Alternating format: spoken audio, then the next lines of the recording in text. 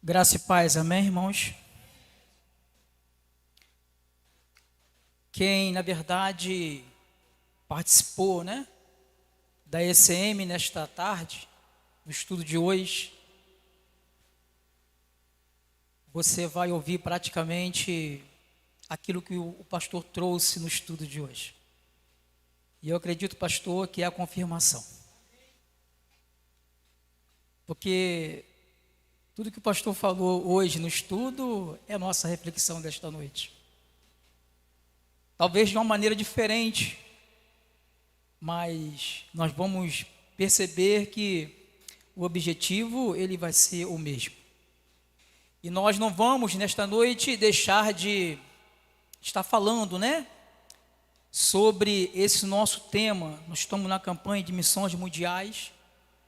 E a nossa ênfase ainda na nossa reflexão nesta noite também vai ser em cima desse tema, que é justamente porque o Filho vive e voltará, vamos completar a missão. E na verdade, irmãos, esse aqui vai ser, o nosso sermão. Só que nós vamos ali tentar dividir palavras por palavra para nós tentarmos entender aquilo que o Senhor quer falar conosco nesta noite, meus irmãos. E a gente pode perceber, irmãos, que nesse tema da campanha de missões mundiais, ele tem 4 verbos. Ali existem 4 verbos. O que é verbo? Verbo, na verdade, irmãos, é uma ação. É algo que você precisa fazer. É uma ação. Esse é o verbo. E nesses 4 verbos, irmãos, nós vamos perceber que ele requer de nós um despertar em nossas vidas. Se você for analisar direitinho, ele requer de nós um despertar, porque o Filho vive e voltará, vamos completar essa missão. Primeiro verbo, irmãos, que nós precisamos entender, aonde o tema ele vai nos trazer que o Filho vive. Que prova que nós vamos ter que esse Filho vive? Talvez se nós fôssemos desfolhar a Bíblia, nós vamos ver diversos textos bíblicos mostrando a existência desse Jesus que ele realmente vive.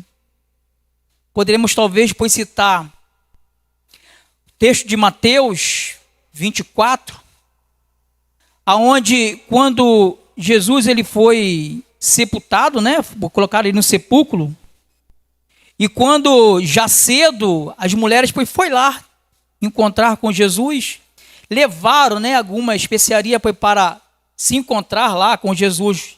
E quando chegou lá, a pedra já estava removida.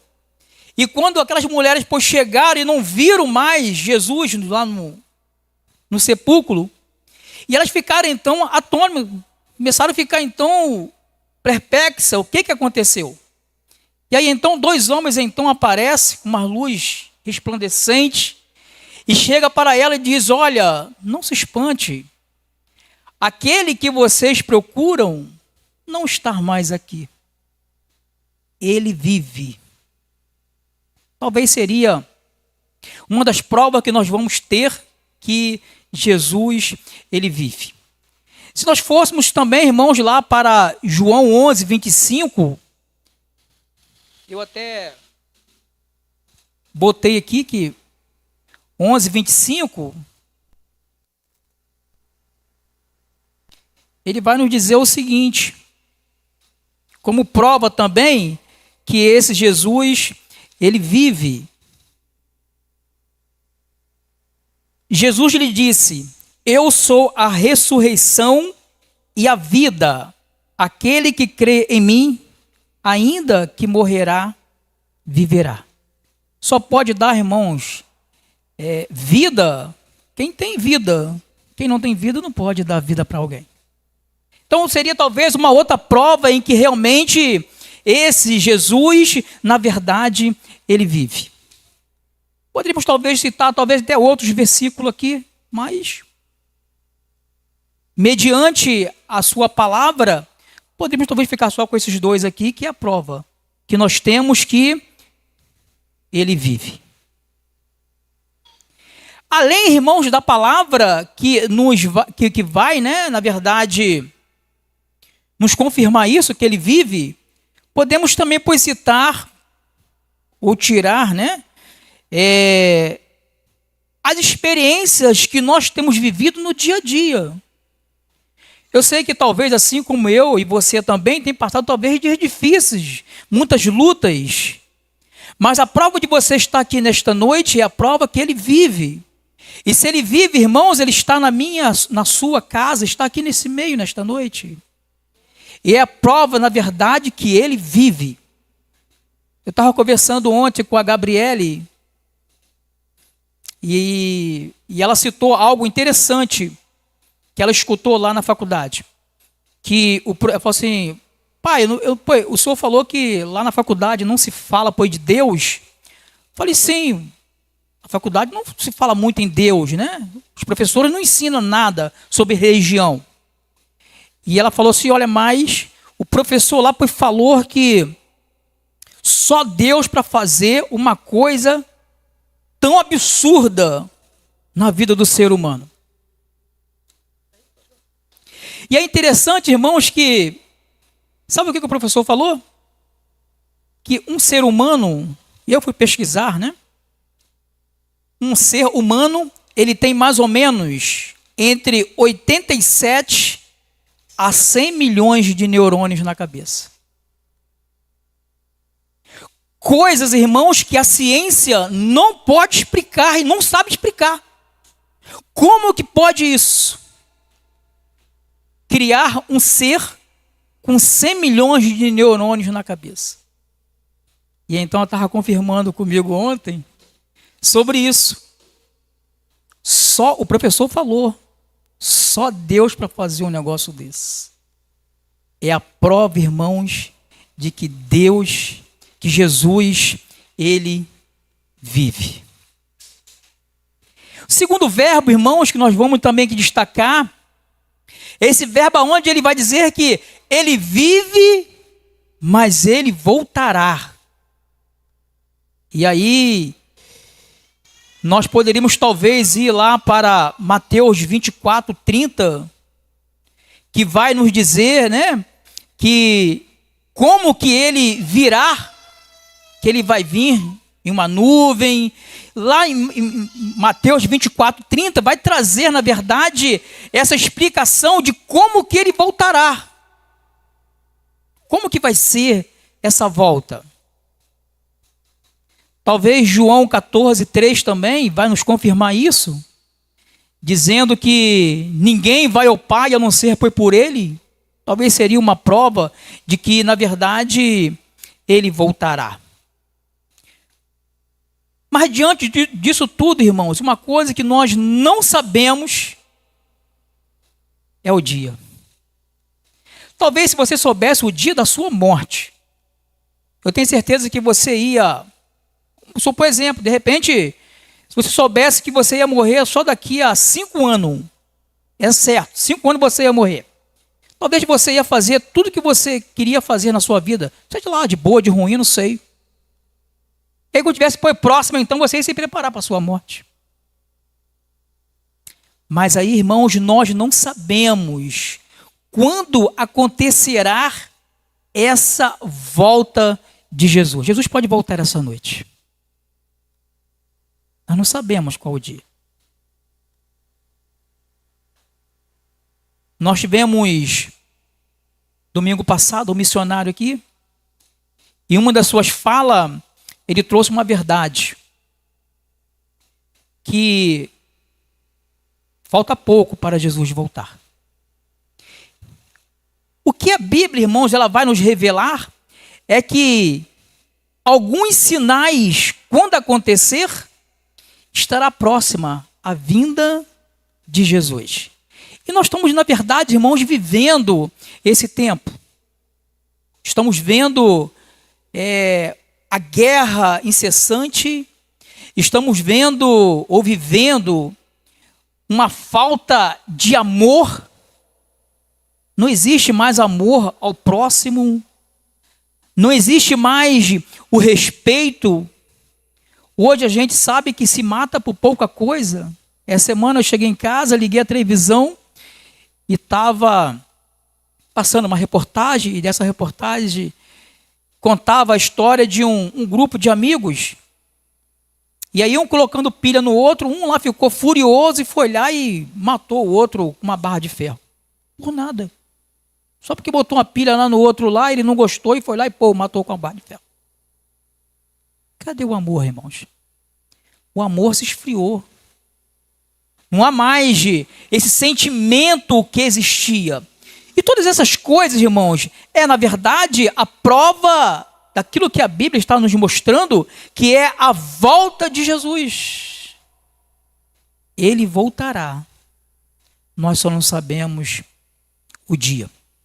Mas aí, como o missionário, ele nos revelou algo, né, nos trouxe na sua palavra algo muito interessante.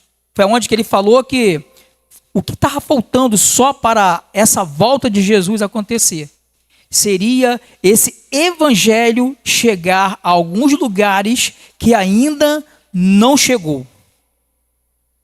Existe ainda, irmãos, muitas pessoas que ainda não ouviu desse plano da salvação.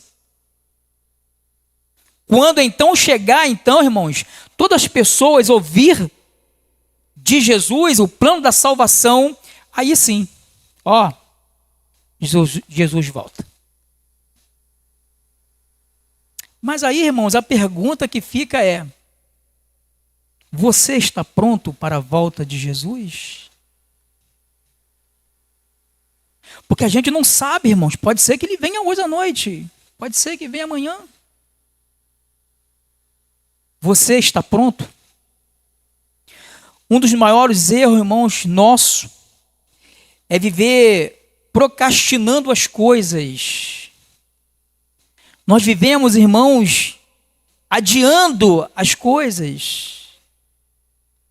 E tornamos, na verdade, uns verdadeiros, muitas das vezes, mentirosos. Depois eu faço, deixo para depois, e às vezes as coisas não acontecem. Recentemente eu tive em um sepultamento, menino jovem, e lá estava a mãe, as irmãs, alguns amigos, a esposa que já tinha separado dele, e muitas pessoas que gostavam dele. Lisava o rosto daquele rapaz, que já não estava mais ali, só tinha matéria. E aí eu de longe, eu estava pensando, tentando, analisar a mente daquelas pessoas que fazia tanto carinho naquele rapaz. E eu me perguntei, quanto tempo eles tiveram para alisar aquele rostinho? E não lisaram. E aí agora, nesse momento de despedida da última vez que estão vendo ele, e nem ele mais, só a matéria, lá estava aquele sentimento de querer, mostrar esse amor. Ficamos, irmão, muitas das vezes procrastinando. Depois eu faço, e na verdade o tempo vai se passando e a gente não faz, na verdade, o que era para ser feito. E com isso, irmãos, nós perdemos as oportunidades. A verdade, irmãos, é que nós vivemos em um mundo onde nós acordamos pela manhã e ligamos o nosso piloto automático. Você começa a correr de um lado para outro para resolver, para fazer as coisas, e quando você vai ver, não deu tempo de você fazer tudo o que você tinha que fazer. E há ainda aqueles que diz que 24 horas ainda é pouco, porque o dia tinha que ter 48 horas. Isso é porque você liga o teu piloto automático pela manhã e você começa a fazer um monte de coisa, E aí eu tenho certeza que quando você chega à noite, você está um bagaço. E aí, como que você vai se preparar para a volta do filho que vai voltar? Como que você vai se preparar? Se você não tem tempo nem para você. Como que isso vai acontecer?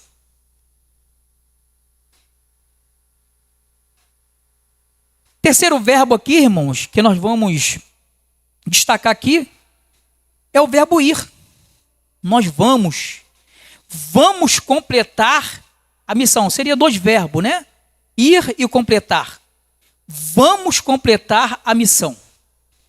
Sabemos, irmãos, que essa missão é levar, na verdade, esse evangelho, é falar desse grande amor que um dia nós vivemos. Essa é a nossa missão. Falar desse amor que um dia nos contagiou.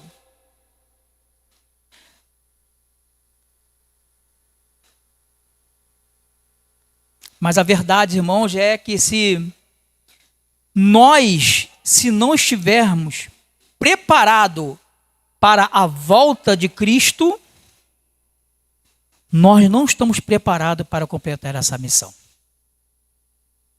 Para nós, irmãos, completar essa missão, nós precisamos estar preparados para a volta de Cristo. Se você não estiver preparado, irmãos, para a volta de Cristo, sabe como que você vai preparar, como você vai completar essa missão? Pelo impulso, pela força, pela obrigação, mas não por amor. Talvez você vai orar, talvez pelo missionário, porque a igreja está pedindo. Talvez você vai dar, contribuir, porque senão o pastor, a igreja vai ver que você não contribuiu. Porque existe um alvo e precisa completar aquele alvo. O sentimento é só de completar o alvo, mas não veio de dentro de você. Tem que partir de dentro de mim, irmãos. Tem que partir de dentro de você. Nós só vamos completar, irmão, essa missão quando nós estivermos preparados para a volta de Cristo. Por que, irmãos, nós precisamos estar preparados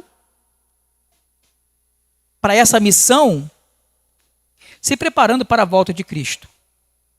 Porque diz a palavra do nosso Deus, desse ir, você vai ser uma testemunha. Se você não está preparado, como que você vai completar essa missão? Se você é uma testemunha. Porque diz a nossa missão é ir por todo este mundo, né? Pregar o evangelho.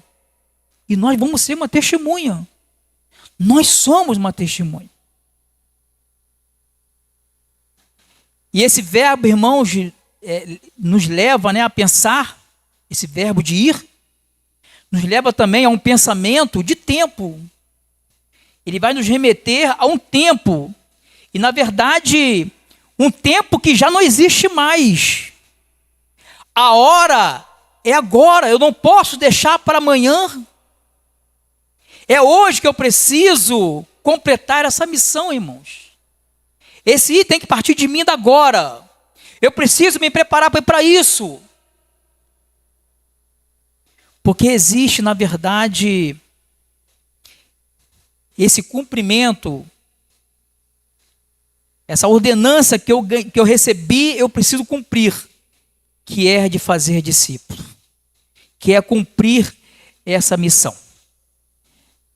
Mas para nós, irmãos, cumprir essa missão, nós precisamos ter alguns elementos que favorecem a essa ordem. Existem alguns elementos que a gente precisa, né?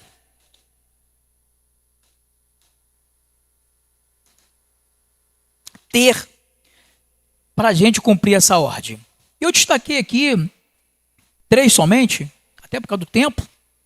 O primeiro dele, irmãos, para cumprir esse ir, nós precisamos ter alguns elementos que favorecem essa ordem. Primeiro, ter um amor verdadeiro, assim como o de Cristo.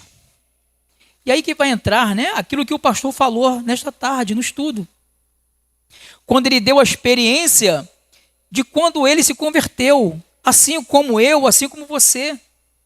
Quando você se converte, irmãos, você está naquele pique, você quer fazer as coisas acontecer.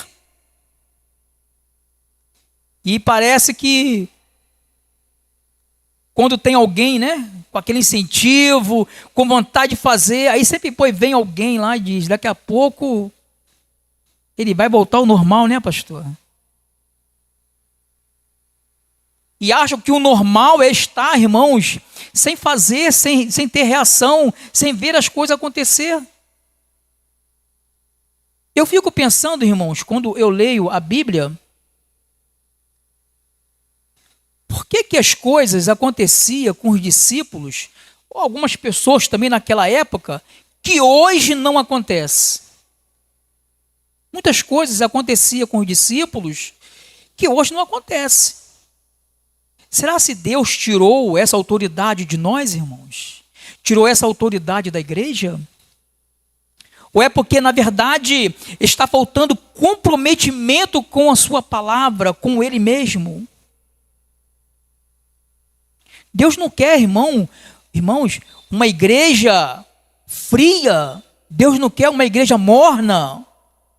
Deus quer uma igreja fervorosa, uma igreja que faz as coisas acontecer, irmãos. Então a primeira coisa para nós cumprirmos essa missão, irmãos, é ter um amor verdadeiro. Que amor é esse, irmãos? É aquele amor que você tinha quando você se converteu, quando você conheceu a Jesus. E sabe o que acontece, irmãos?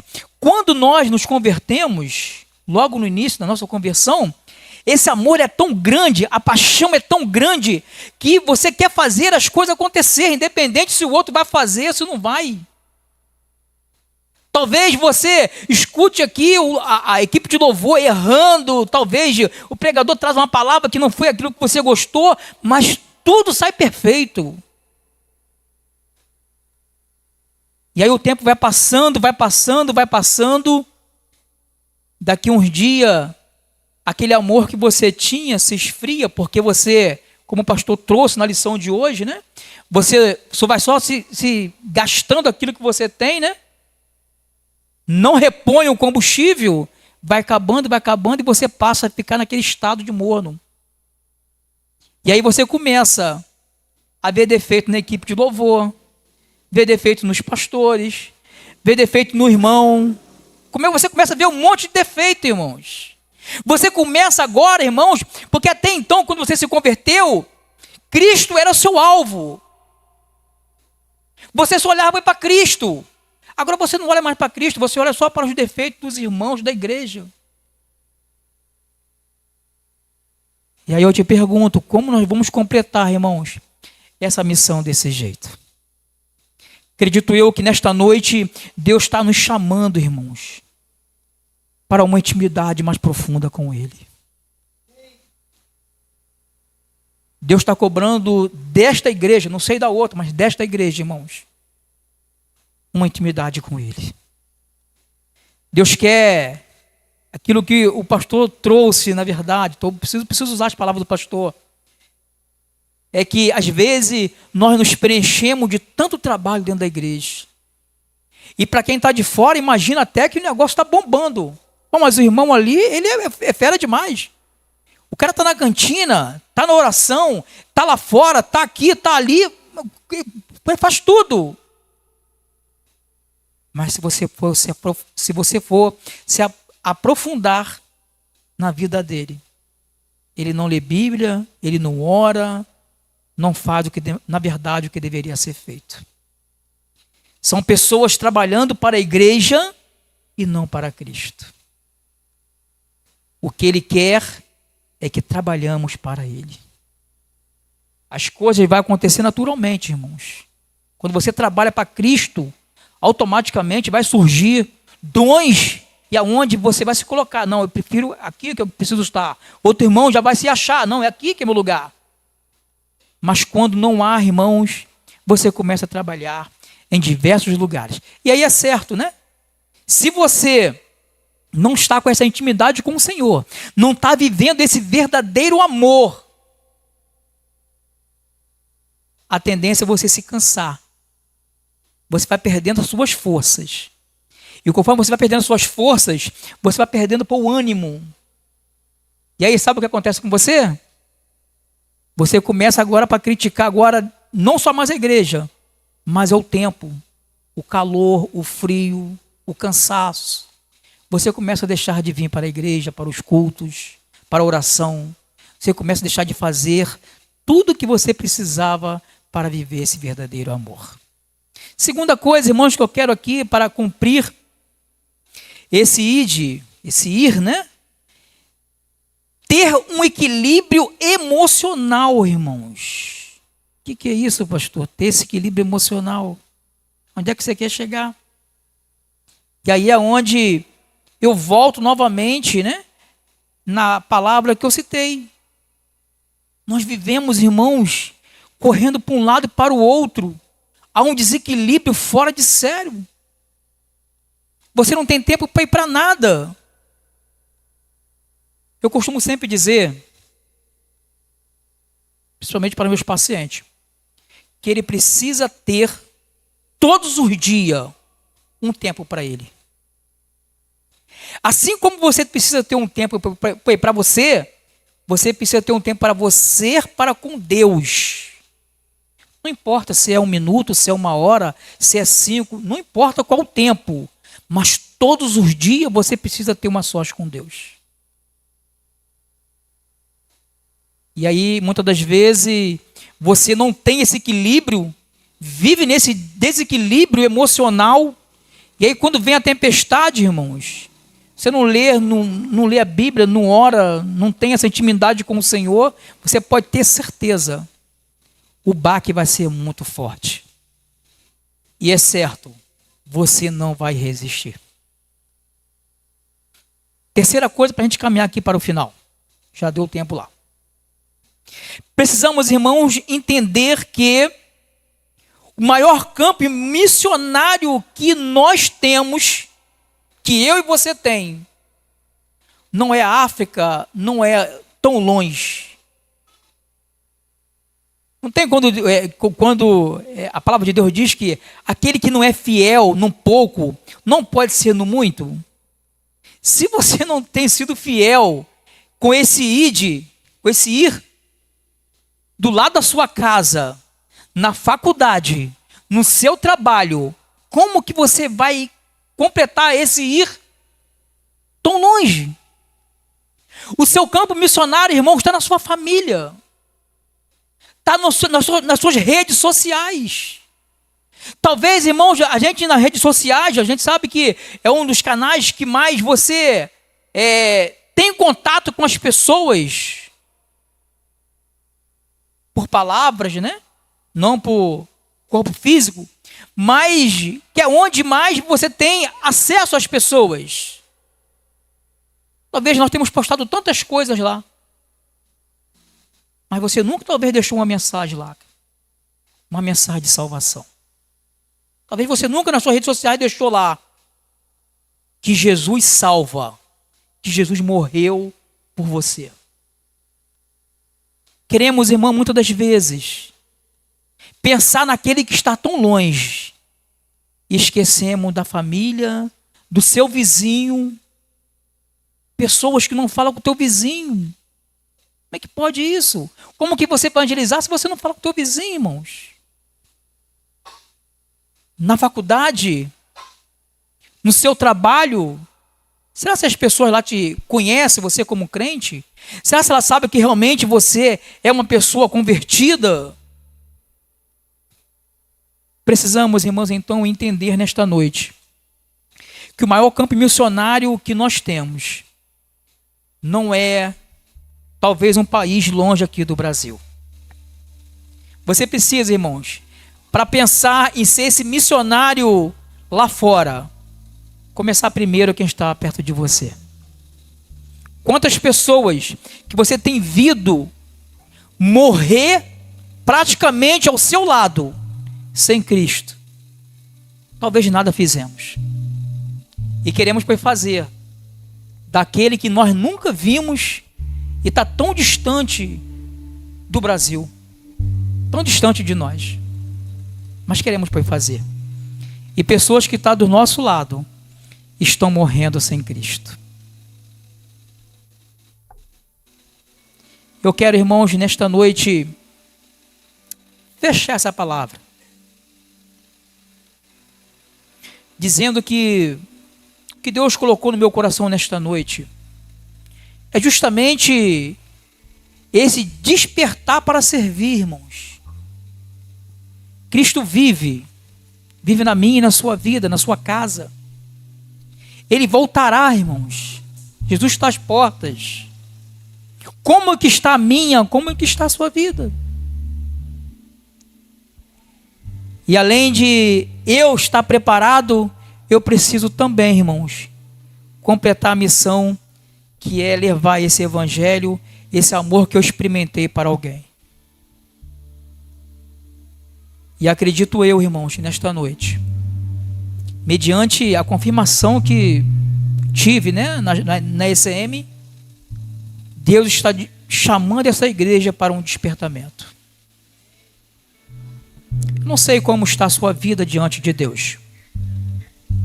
E aí, só Deus conhece seu coração. Você pode enganar os pastores, você pode enganar talvez os seus líderes, mas tenha certeza, você não consegue enganar a Deus. E a pergunta que o pastor, né, ele faz diante de Deus, é a pergunta que eu faço também, pastor.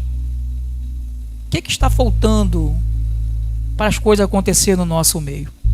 O que está faltando? E eu acredito nesta noite que Deus está te convidando para uma intimidade mais profunda com Ele. Não deixe que para amanhã, não deixe para depois. Não fique procrastinando. Vou dar mais um tempo, depois eu vou fazer as coisas certas. Não faça, irmão. É hoje que você precisa se consertar diante do Senhor. Muitas das vezes nós viemos para a igreja, voltamos para casa e nada acontece. E aí chega um tempo que a gente começa, na verdade, criticar a obra da igreja, os trabalhos da igreja. E com isso você começa então a se distanciar. Mas na verdade, irmãos, o problema não está na igreja muitas das vezes. Talvez está em mim, está na pessoa. Talvez é ela que está precisando estar mais próxima, mais pertinho de Deus. Quanto mais você ter intimidade com o Senhor, mais você vai entender o que o Senhor quer para a sua vida, irmãos. Tem muitos crentes perdidos, não sabe em que direção que precisa trilhar, irmãos, porque não tem ouvido a voz do Senhor. E aí talvez você pense assim: não, mas eu faço tantas coisas. Irmãos, nem sempre fazer tantas coisas agrada o coração de Deus. O que Deus quer é aproximação. Deus abençoe nesta noite e que possamos, irmãos, estar preparados para a volta dele, e com esse preparo da volta dele, completar esta missão.